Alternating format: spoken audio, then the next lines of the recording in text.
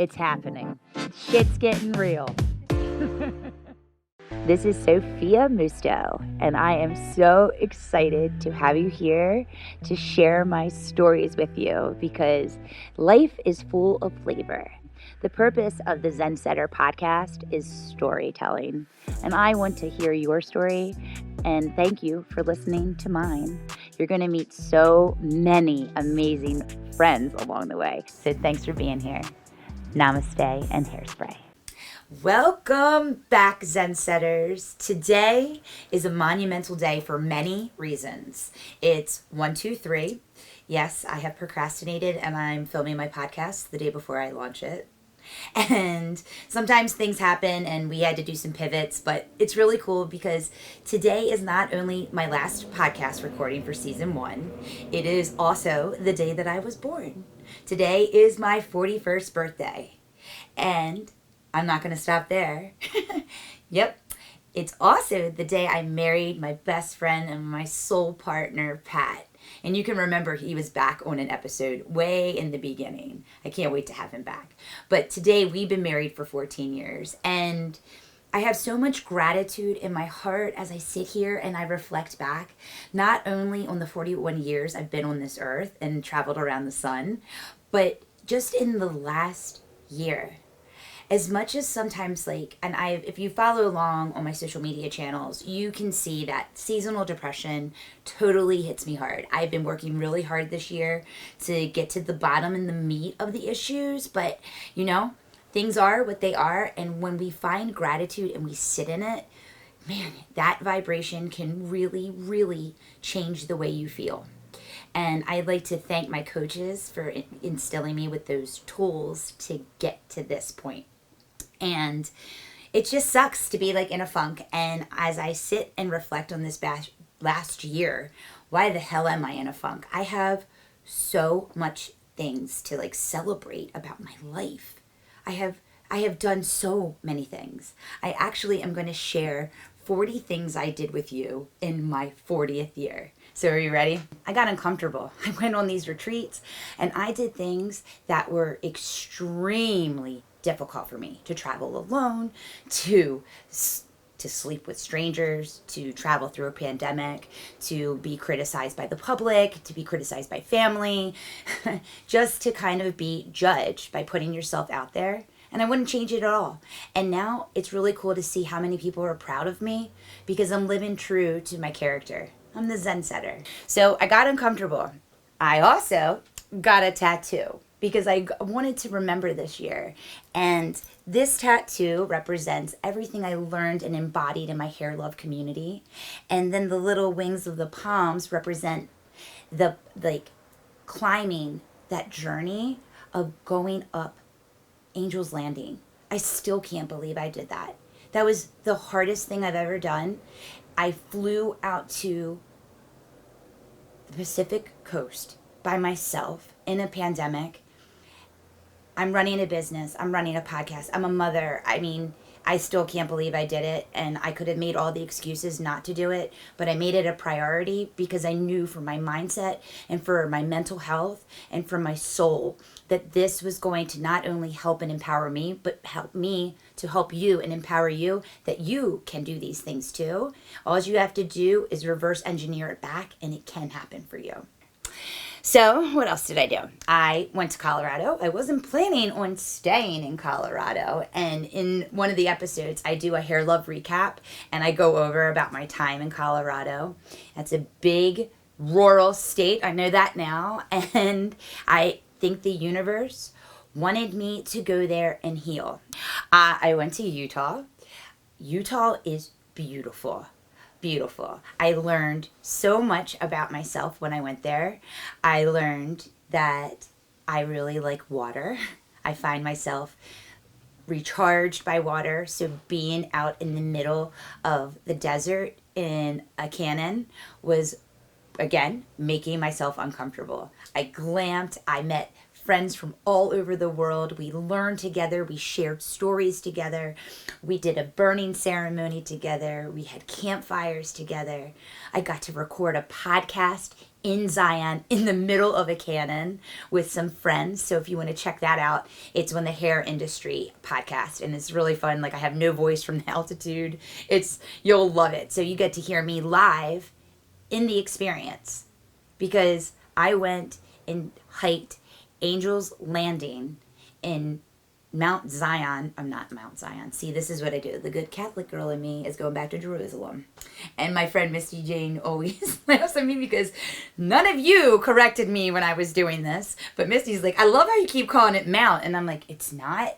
But I see churches around in my area all the time that are Mount Zion and Jerusalem. But I went to Zion and hiked that mountain. And that was scary as shit. But when I did it, I came out with the bestest friends in the whole wide world. We only get one shot in this world, and my coach Jamie said, and you'll remember her coming on because she encouraged me to get here, that if I closed my eyes tonight and it was my last day on earth, would I feel that, man, I really wish I would have did that thing? Or would I be like, damn, that was a good fucking ride? And that is the way I want to live, and that's the way I want my children to live. That's the way I want my friends and loved ones to live, because that's when you're living your soul purpose. And that's what I've learned. Not living what somebody else thinks I should do, or what society expects me to do, or what religion made me feel I should do. Just be. Just be. I went to Virginia. I went to DC. I went to North Carolina, and my kids experienced Hardee's for the first time. So if you've never heard of a Hardee's, that was a fun experience for us. And then we went to South Carolina, and you're like, damn, girl, you're traveling a lot. Listen, I'm making up for lost time. And if you remember, I have 3 children. I have a 6th grader, an 8th grader, and a 12th grader. We went and checked out a cool college there, and we experienced some amazing food. So when we go to a state, I like to learn what they're known for, because in Maryland, here, we are known for Old Bay and Fisher's popcorn and burger cookies and Utz potato chips. And I love all the fun snacks and bakeries and small businesses, because they're the heartbeat of our communities, let's be real. And I love to go out and to support them. We found this amazing candy called a bear claw. So not the donut. I got excited because it sounded like a donut, but it was candy. And as you know, I've been doing that 75 hard and phase 1. And this bitch needed some sugar. And I love pralines. I just love them. I don't know why, but I do. I love pralines and cream coffee. I just love it. So they make a bear claw, and it's basically their take on a turtle. And it's like chocolate and caramel and pralines all around it. It's chef's kiss. Delicious. So River Street Candies, thank you, thank you, thank you. You are delicious. So I also traveled to Mexico. I love to travel. Can you tell? Travel is one of my major pillars in my life, because growing up in a small town, I don't like to have a small mind. I like to see what else is out there and experience it for myself and come up with my own thoughts, feelings, and emotions about a situation. And I love Mexico. Thank you, Mexico, for welcoming me into your country. I enjoy it. It brings me so much peace and happiness. I'm so excited to be back there in 18 days with my family to celebrate Christmas, because to me, a palm tree is a Christmas tree, not a pine tree. And this year we're going to do something different, and we are going to experience Christmas not at home, because Sebastian's going to be leaving for college, and I want us to be together on the holiday. So I feel like what better way to get teenagers together than to make it fun and warm, and just to have that quality time with some good food and laughing and adventures. So I can't wait to take them back, because in October I went for this retreat, and this retreat taught me so much about myself. My calling is for all my people to experience abundance, is what I walked away with. So if you are listening to this podcast today, I hope that you are feeling an abundance of happiness and an excitement, and you really want to go on an adventure yourself and learn and heal and grow to who you and what your soul potential is. I climbed a Mayan tower in Tulum. So when we were on the retreat, it was about getting uncomfortable, journaling, and doing some kid play. So for one of the days of the excursion, we went into the jungle of Tulum. And when we were in the jungle, we had to ride ATVs, and then we did zip lining to a Mayan tower, and then we would rappel down the other side.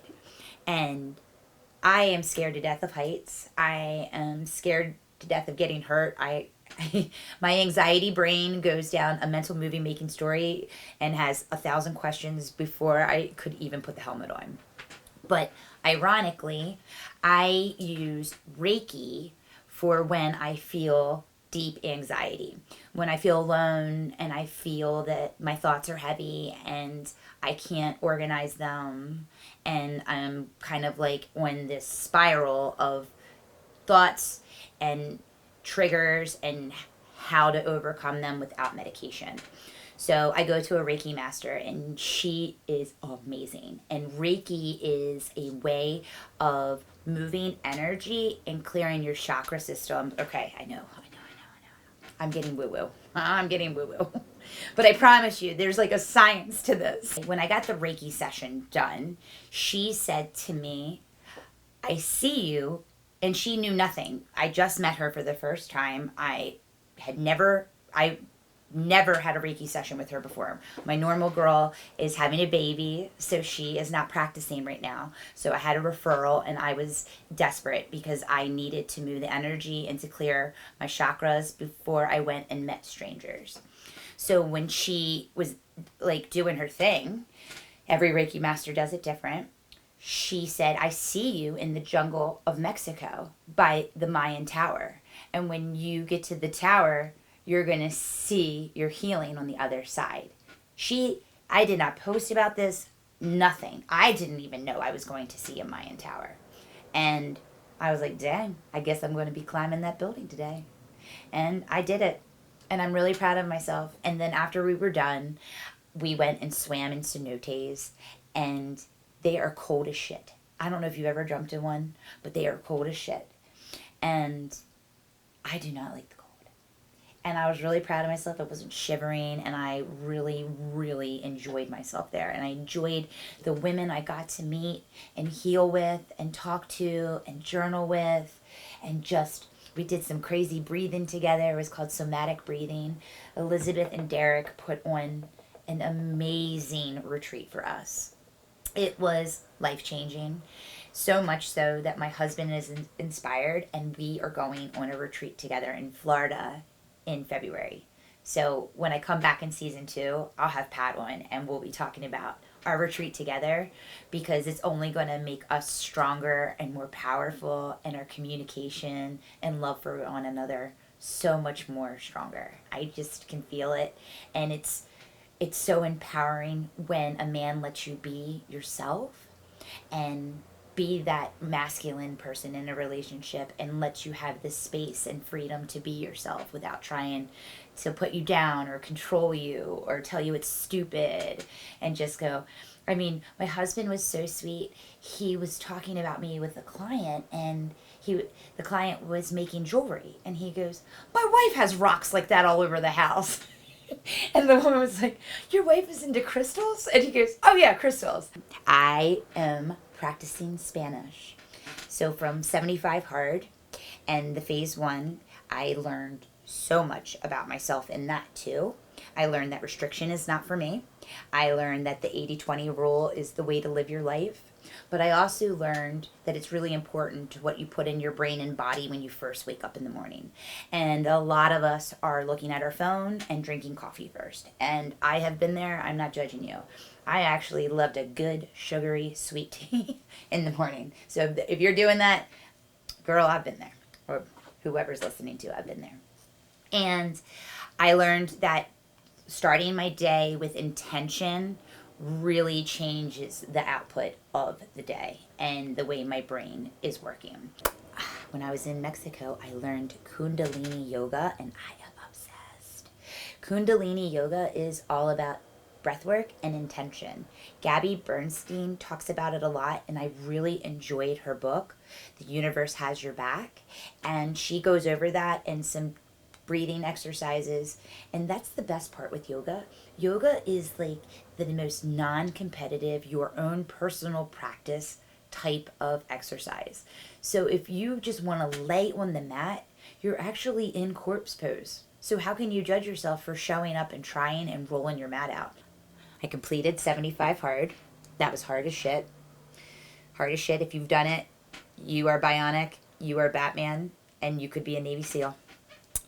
I started a podcast, and you were here listening, supporting, and helping me grow to be a better human and spread love and light like sunshine to charge us all, to spread positivity and love one another and bring compassion back. Bring it back and be the change, because it's happening. I did a ton of inner work, as you can see. It's fun to probably even see how I looked, how my mannerisms were from the beginning. For me, I see so much growth. It was fun on the travel. We listened to some of the podcasts together, because not having support when you do something can really hurt your dream. When you don't feel like supported, you feel like you can't be yourself. You're gonna hurt somebody's feelings. And when I created this, I had to really niche down and realize that my circle is the most important.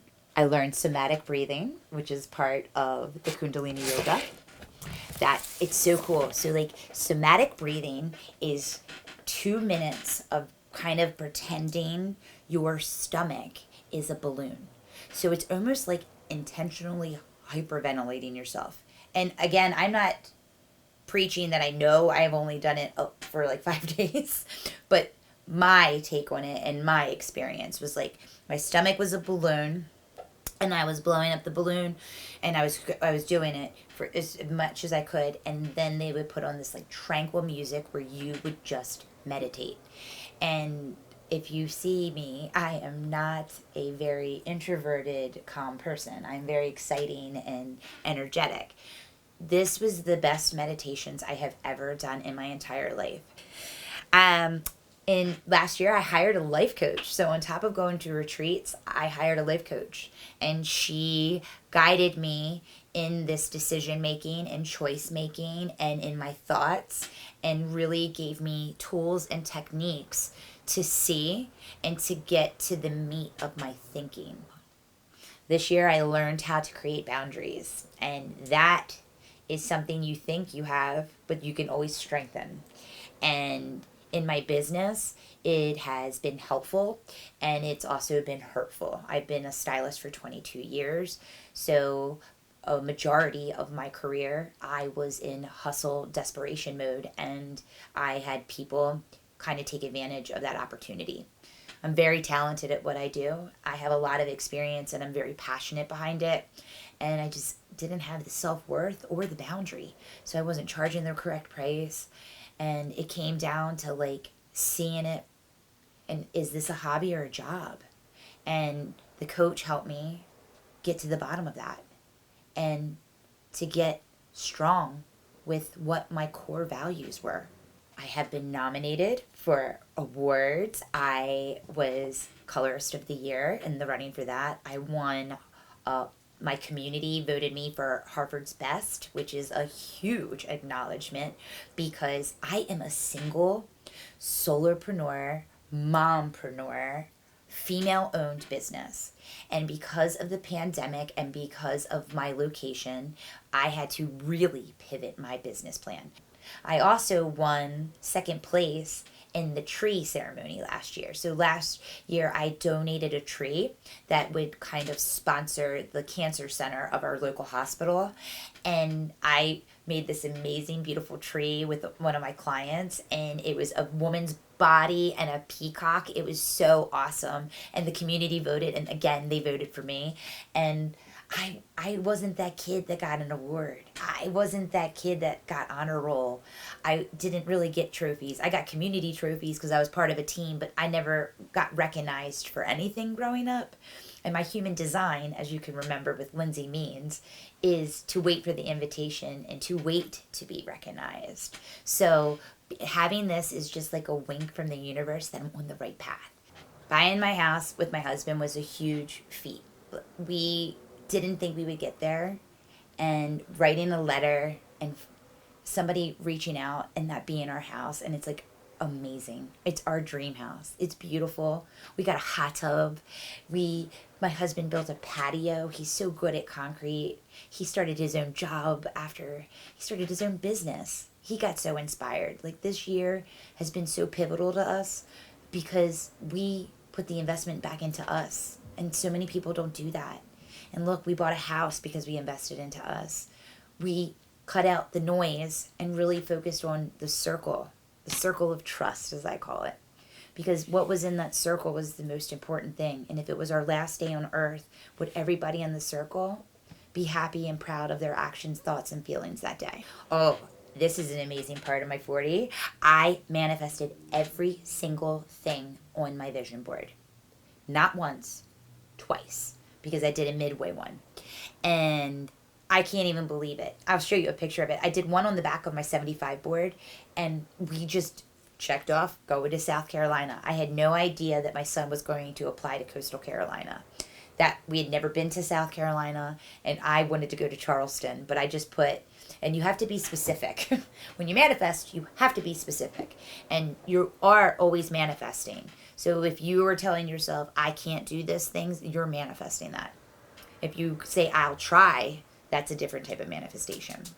I find abundance everywhere. That's one of the biggest things I learned in this year, that there is abundance everywhere. As I sit in this room, I am abundance of the amount of people that have been in here. I'm abundant with the amount of happy conversations that I've had in here. I'm abundant with the people that support me and dream with me, that buy my Zensetters and take pictures for me. My Morgan's sitting there with me. Like, I am abundant everywhere in my life.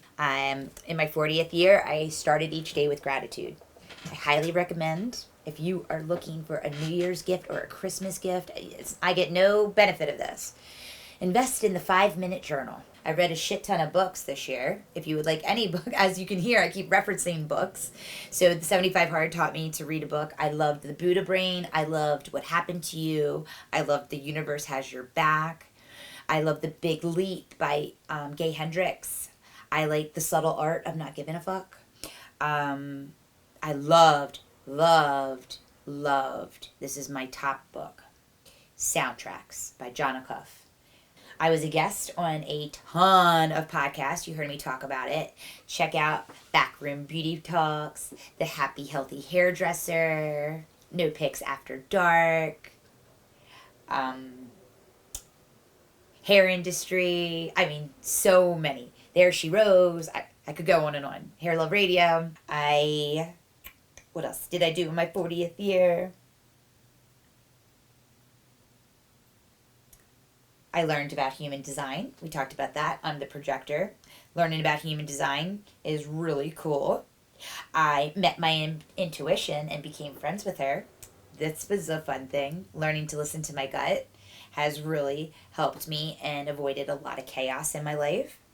I graduated a ton of programs.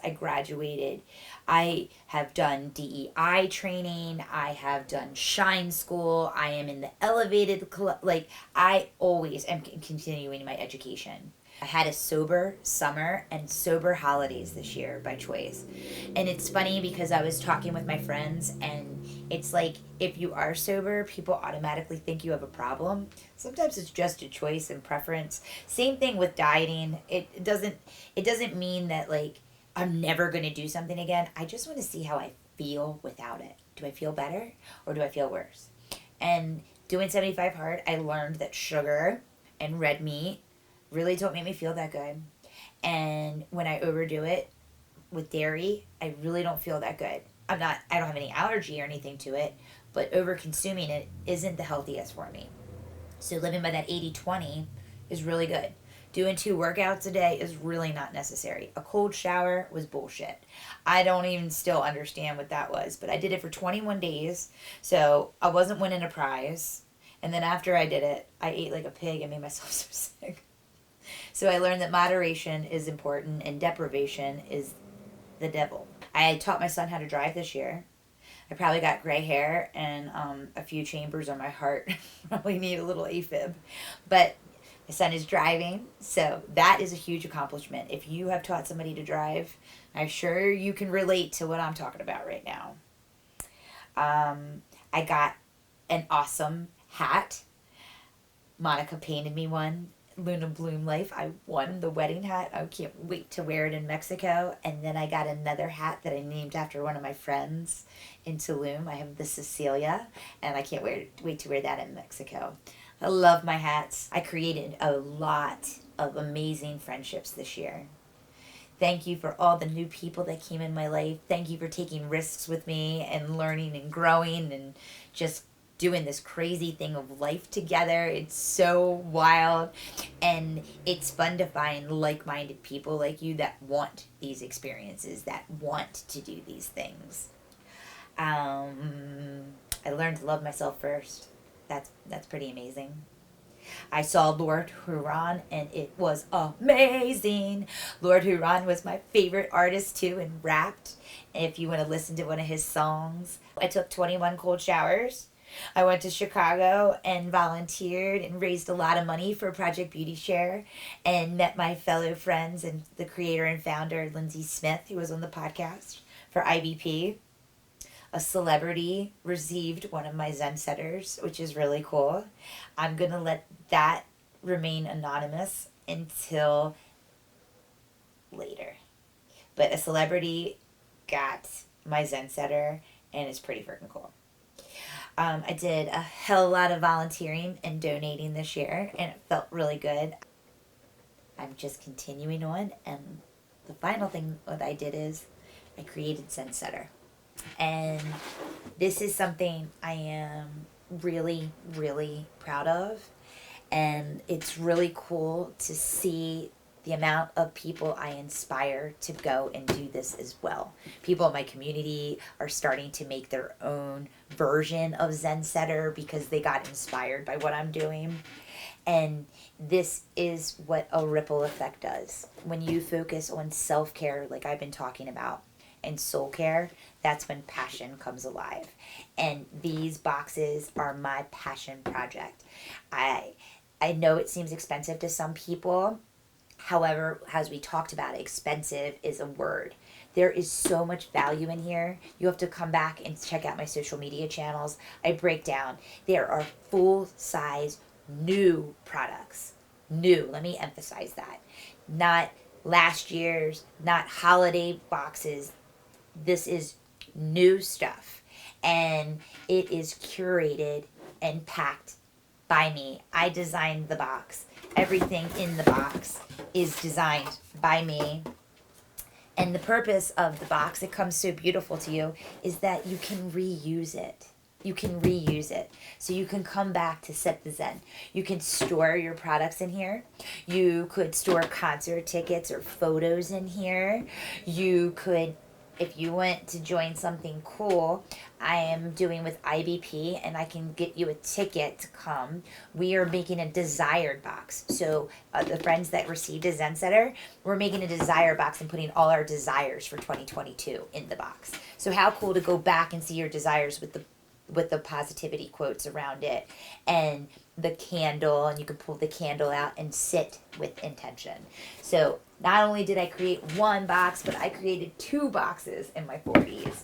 And I'm really, really proud of myself for that. So as I wrap up my 40 year, I'm really proud of myself. I had a lot of growth, and I got to meet amazing people and share them with you. This year, I had my husband on the podcast. He has only been on my podcast, and since then, he has created his own business. He is going on a retreat with me. He has lost probably 75 pounds, and he feels amazing because, again, that ripple effect, that setting the Zen with intention is just spreading and trickling down because we live and lead by example. I had Jamie on the podcast. Jamie has changed my life. She is my soul sister. She kind of pulled me out of a funk. I also had my friend Steph, the Makers of Maryland, on this podcast.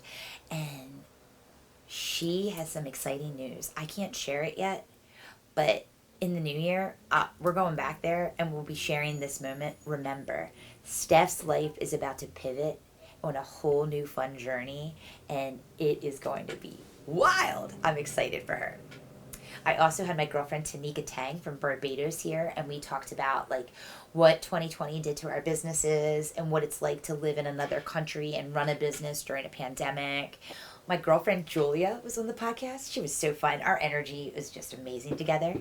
And she was nominated for Miss Maryland and won, and then went to Miss USA. It was so cool to watch her journey.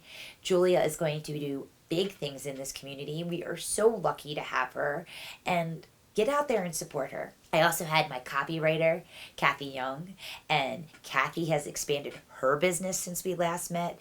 Go check her out on Instagram or go back and listen to her podcast. Her business is growing and thriving. I can't wait to have my VIP day with her and revisit. My new website is going to be banging in the new year. Banging. I also had Britt Carmichael, and there's so much more to come. Like, I am going to read you one of Britt's Shine from the Inside cards at the end of this podcast.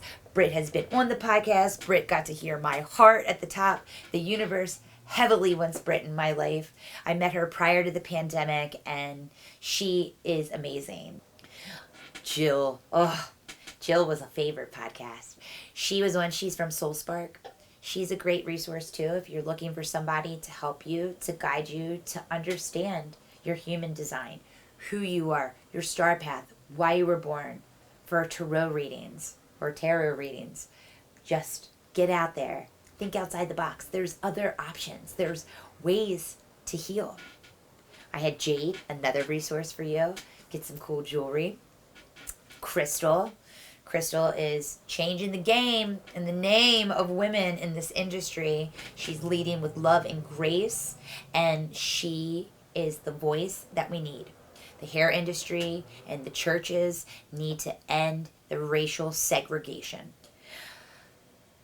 Damien was on the podcast, and we talked about my love of cannabis and how CBD can help you. Amazing stuff.